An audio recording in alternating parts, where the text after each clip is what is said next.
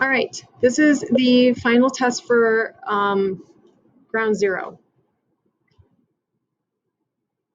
Multiple choice. Which one of these does not create suspense while Brandon is in the basement of the tower?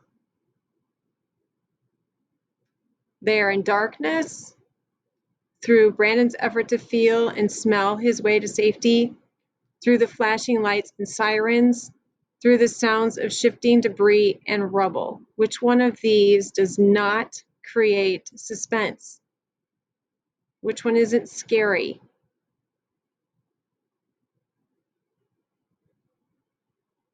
Which of the following best describes Carter's attitude toward the destruction of the village? So he's got like an attitude towards the village. Carter's is the guy who was the other soldier with Taz outside of Rashmina's village. He shows up to help Taz. Is he apologetic, like he's sorry? Is he mocking, like he's making fun of it? Is he enraged, like he's angry? Or is he happy? Which one best describes Carter's attitude toward the destruction of the village?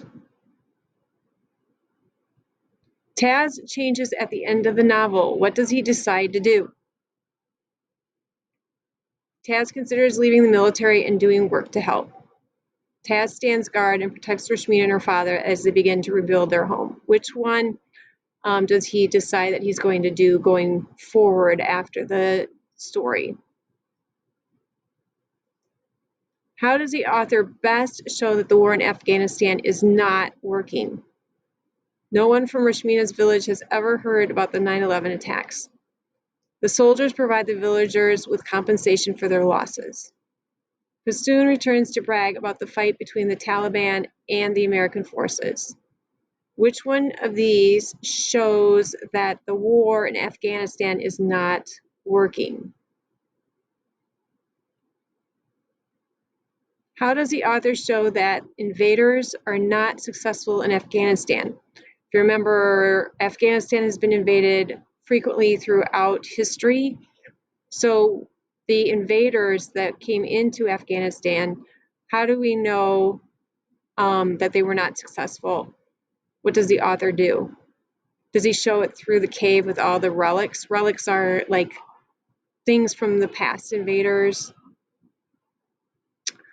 Through Pashtoon's decision to join the Taliban, through the Taliban's attack on the village. Which one of these show that the invaders were not successful in Afghanistan? All right, this is a section where you're going to match the character to the quote. So here's the first quote. Tell him that even if there are only women and children left alive to fight in our village, we will not let the Taliban take him. Who says this? Is it Pashtoon, Anna, Rashmina's grandmother, or Baba?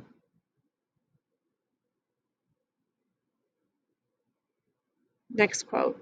You punch somebody, you get suspended, no matter why you did it. Your actions have to have consequences. If they didn't, you'd be the bully. So who says this quote? Was it Brandon, Richard, or Leo Chavez, Brandon's father? Everyone we know and love. Moore was right. I brought death to our village. Rashmina said this, Pashtoon, or Anna, or Baba. All right, figurative language. How did the author use figurative language to create images for you? Here's an example of one. To Rashmina, it looked like a giant metal grasshopper, green all over, with a big nose, long tail, and folded up wings. She's comparing something to a metal grasshopper. When you compare things, is that simile, metaphor, personification, or onomatopoeia?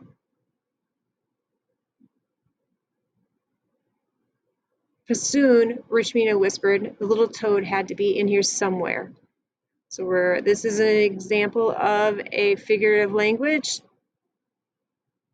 Again, I think she's comparing Passoon to a little toad. What would that be? Simile, metaphor, personification, or onomatopoeia? The next one, there are burn marks around the blown out elevator doors by the stairs, as though giant balls of flame had blasted down all the way from above. So again, this is, there were burn marks around the blown out elevator doors by the stairs, as though giant balls of flame had blasted down all the way from above. Is this simile, metaphor, personification, or onomatopoeia? Boom! The tiny echo of an explosion somewhere far away made them both flinch. So we're looking at this word, boom. Is that simile, metaphor, personification, or onomatopoeia? All right, multiple choice, passage 1. I'm going to read the passage to you, and then we'll go over the questions. And there's 2 of these. Okay. All right, so here's the passage. And then a new sensation, they were falling. No, the elevator car wasn't falling, it was leaning farther and farther and farther to the side, like they were on the tilt-a-whirl at Coney Island. Brandon held tight onto the handrail, digging in his heels, while the other passengers slid forward until they were all pinned to the opposite wall. The serving cart toppled over, spilling dishes and water and silverware. Brandon's mind raced, trying to make sense of what was happening. The elevator couldn't swing this far in the elevator shaft. Elevator shafts were just a little bigger than the elevators inside them. That meant the whole tower was leaning, all 107 floors. That wasn't possible, was it? The elevator stopped tilting, and Brandon held his breath. No one uttered a word. Then slowly, sickeningly, hopping and complaining the whole way, the elevator began to right itself. It came up straight, and Brandon caught his breath. But then the elevator swayed in the other direction. The passengers who'd been pinned to the wall scrambled to cling to the railing to stay put. Brandon closed his eyes and braced himself as silverware and broken plates came skittering across the floor toward him. But the elevator didn't swing so far this time. It shuddered and groaned its way back upright. The lights flickered but stayed on, and suddenly everything was quiet again. So what is this passage mostly about? Brandon is stuck in an elevator that stopped working when someone hit the emergency stop button. Brandon is trapped in an elevator as the building withstands the impact of the plane crash. Brandon is fighting to escape from the other passengers that are piled on top of him in the elevator. Which one of these is this passage that I just read to you? What is it mostly about?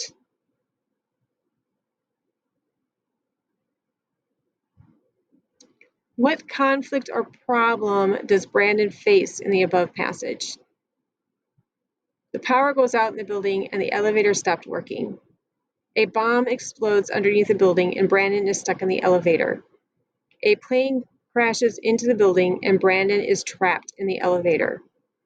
So which of these is the conflict or problem that Brandon is facing in the above passage? Which of the following best describes the point of view of the passage? First person from Brandon's perspective. First person is, you would see, I did this, then a lot of I statements. Second person from Brandon's perspective, that's where it would be, you did this, you should do that. So you see you. Third person is usually like he or she. Someone is kind of explaining it. Select the option that best shows the author building suspense. They were falling. No, the elevator car wasn't falling. It was leaning. Brandon's mind raced, trying to make sense of what was happening. It came up straight, and Brandon caught his breath, but when the elevator swayed in the other direction. So which one of these best shows the author building suspense, making it scary? All right, here's the other passage, and we're going to answer, and I'll read those questions to you as well. Read the following passage and answer questions 6 through 10 that follow. Rashmina saw a dried up old cedar cone on the ground and picked it up. Once their father had told them, giant cedars towered over every kilometer of these mountains. Anna told stories of streets in the capital, Kabul, lined with cedar trees. Now those trees were all but gone. Each invading army had cut down more and more of them, and the Afghans had cut down still more to pay for weapons to drive the invaders out again. Now Afghanistan was brown and rocky and dead. The only cedars left survived in the most inhospitable mountains, places where even armies feared to go. Is there some life left in this old cedar cone? Rashmina wondered. Something dormant inside, ready to sprout if only given the room with resources to grow. Rashmina broke open the cone. There were still seeds inside. She took one, leaned over, and pushed the seed deep into the ground. That seed would grow to be a cedar tree 50 meters tall and stand for 1,000 years. If only everyone would let it. But soon, Rashmina said, what if there was another way? What if? But when she looked up, Passoon was gone. What theme is most clearly seen in the above passage? Theme is the idea that's coming across. Is it revenge? Is she trying to get back at somebody? Is it refuge? She's hiding, seeking help. Is it family? She's talking about family here? Or is it hope that there's something that could possibly be good, something that good could happen? Which one of these is what's happening in this passage? Which detail best supports your answer to part 1? So if you selected one of these, which one of these is going to support that idea? So, but when she looked up, Passoon was gone. Something dormant inside. Dormant means sleeping. Ready to sprout, if only given the room and resources to grow. Once their father had told them, giant cedars towered over every kilometer of these mountains. The only cedars left survived in the most inhospitable mountains, places where even armies feared to go. Remember, inhospitable, if we use our context clues and we read further on, we see places where even armies feared to go.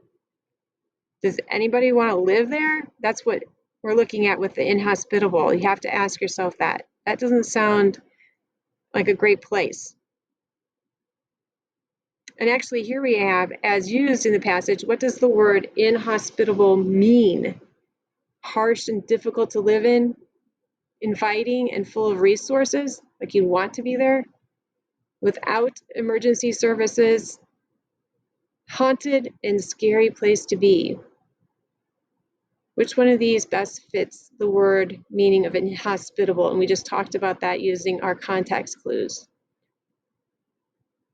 Which of the following best describes the conflict Rashmina faces in the above passage? Rashmina fights with Passoon about her family's future and hopes they will move to Pakistan. Rashmina struggles to be hopeful when all that was good about Afghanistan is gone. Rashmina wants people to take a peaceful path toward the future and rebuild a better Afghanistan. Rashmina misses the cedar trees that used to cover the lands around her village. Which one is the conflict? Like, what is she trying to accomplish? If we were doing somebody wanted but so, and then Rashmina would want what? That's what we were looking for here. What does she want to do? And then our last one here. Oops. What motivates? Oh, I gotta move this up. Sorry. Okay. What motivates? I mean, what makes her want to plant the cedar cone seed in the above passage? Rashmina wants to plant a reminder to the next generation that Afghanistan's past was once great. Rashmina wants to prove to Passoon that he can perform other jobs and not join the Taliban. Rashmina wants to replace all the lost cedar trees. Rashmina wants to hope for and be a part of a more promising future in Afghanistan. What's going to make her want to plant the cedar cone? Which one of these? All right, remember you can replay this as much as you want while you're taking the test to figure some things out, okay?